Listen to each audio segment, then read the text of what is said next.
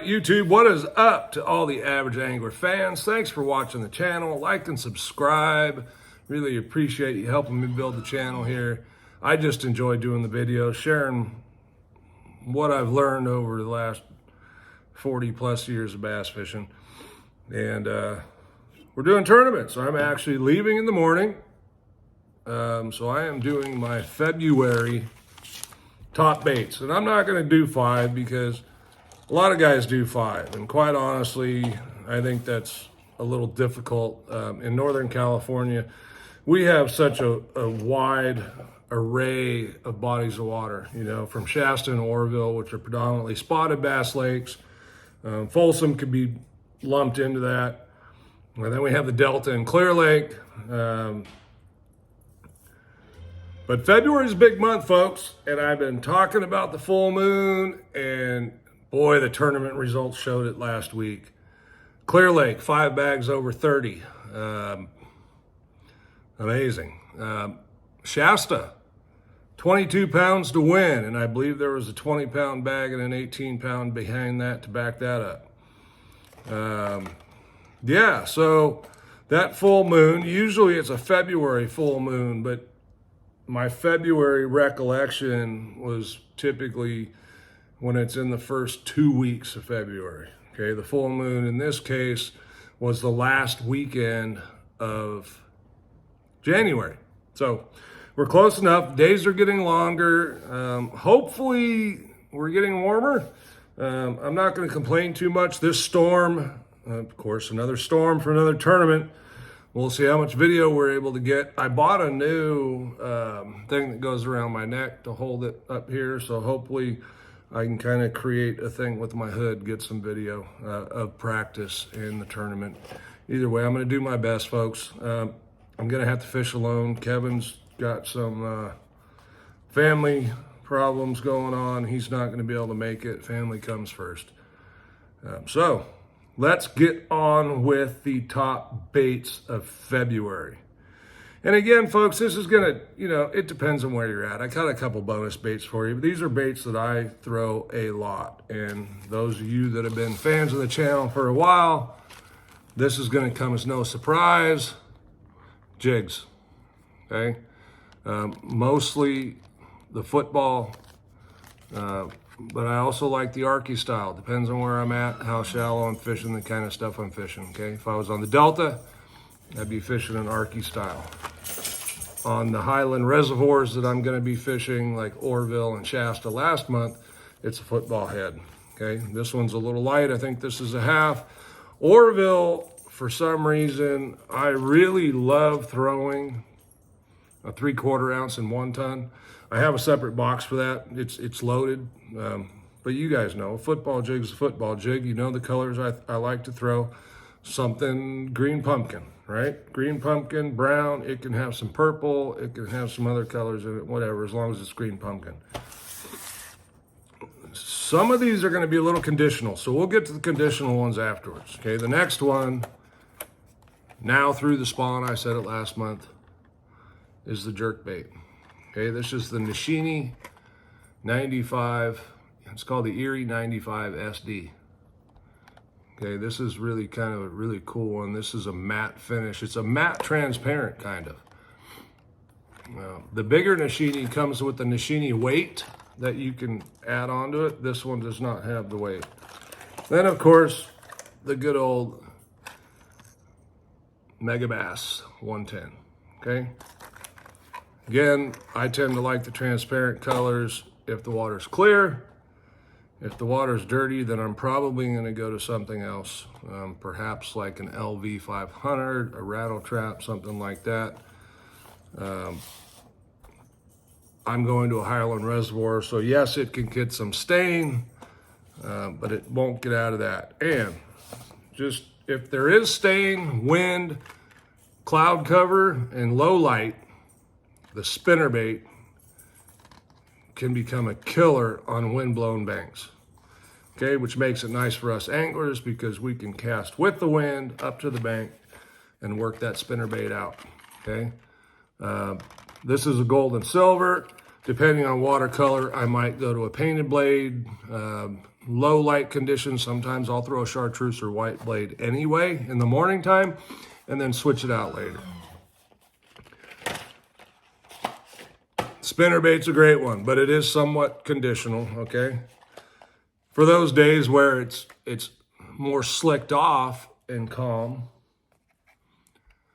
the crankbait, okay? The DT series this time of year is hard to beat.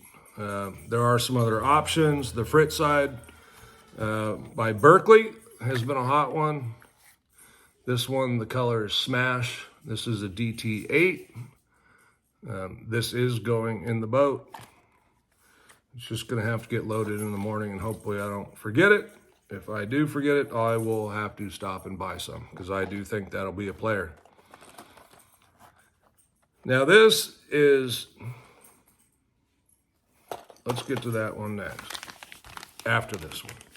Okay, the good old Yamamoto Senko on the Highland Reservoir. I'm going to wacky rig it and Neko, right? Put the weight in one end and then wacky rig it.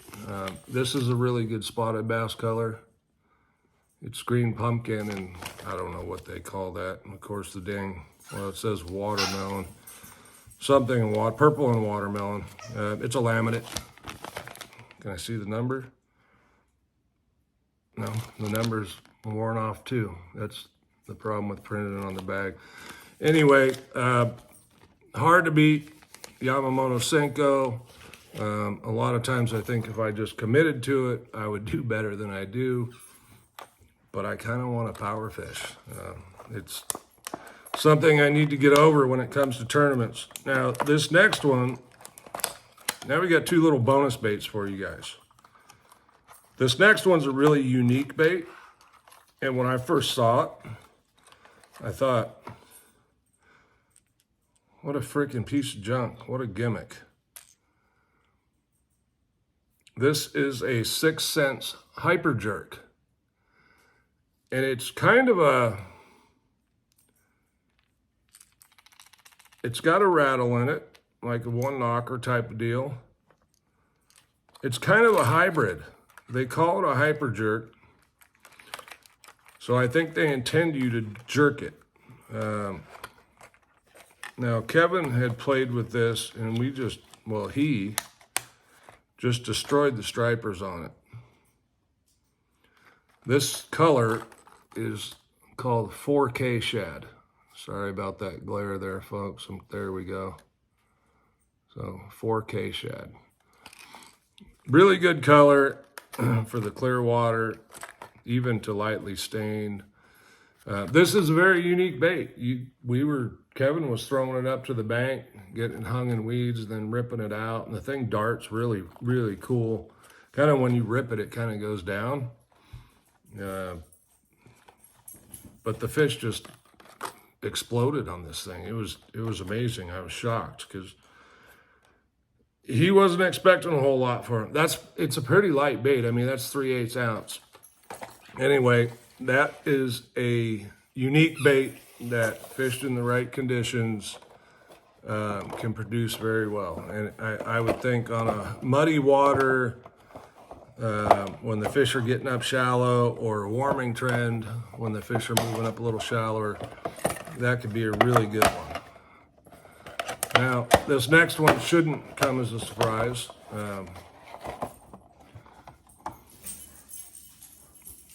DRT Tiny Clash. Okay, and I personally, and it's probably a mistake, but I'm just a glide bait guy. I'm just using it in glide bait mode. Okay, the lips out. There you see the lips out. This is a custom paint that I did. I'll see if the color is written on the pack, but it turned out really good. And the hooks are sharp. God bless America, that's gonna bleed. This is the low float laser specs. So essentially it was silver, okay? Just like, you know, like a chrome and blue Rattle Trap. It was like the chrome, okay? But it had the you can see, I just freaking hooked myself again. You can see the pattern in here. So it was silver, but it had the pattern. There you can kind of see it. The cool thing was it painted really, really well, and I was really happy with the way this turned out. Okay, I think that's gonna work really well. I will be throwing this weekend, if for nothing else. Hopefully I catch fish on it. But what I do know will happen is the fish will show themselves, right? They'll come up, they'll follow it. So really the idea is for me to locate fish, and then I can go back and try and figure out how to catch them on tournament day. Got changing conditions every day, so it will be interesting. I'll share that info with you guys so that hopefully you can learn a little something from it too. Tomorrow is going to be, according to the weather, it's going to be brutal. Wind, 20 plus miles an hour, pouring rain, wind out of the south. So cheers.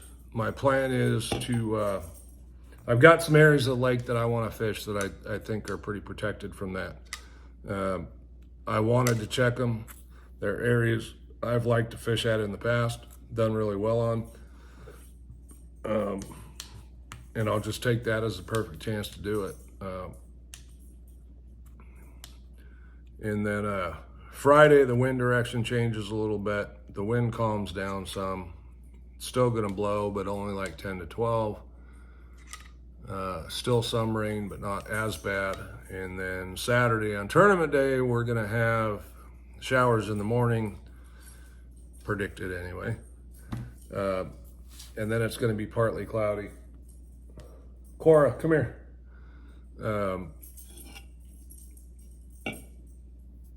And the wind's supposed to die down, but be from out of the east. Come here, you wanna say hi? Come here, come on. So, I have an introduction to make. We got a new little friend here. Let's see, this is Cora. As you know, I recently lost my Shasta back on December 22nd. And last week, we had to put down Sadie because her kidneys gave out on her. And Cora here needed a home through a friend of ours. They told us about her, and she's a real sweetheart. She's not a puppy. She's kind of a puppy. I mean, she's 2.5 years old. She still has a lot of that puppy energy and enthusiasm and personality. So she's a real sweetheart, little skittish. She's a mutt. She's a cute mutt though. Anyway, so she's gonna hopefully help me get over some of the loss of my other two friends. That was the unfortunate part of owning pets, is that most of the time we outlive them. So anyway, enough of that. If you can get out and go fish, it looks like most of the country is warming back up after all that cold weather. Snow, ice, everything everybody got. We got tournaments starting back up, so it's an exciting time.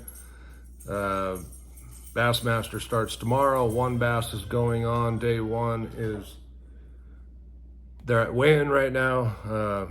Due to the weather, they couldn't do the live weigh-in. I did hear that Kyle Grover was leading at the time, was 16 something, but there was still 120 boats to weigh in. So it'd be interesting to see how that turns out. Remember, I predicted it's going to be somewhere around 48 pounds, which 16-pound average. Easier said than done, but I'm expecting some big bags to come in still, even though we're kind of on the backside of that full moon now. Just think because of the time of the year.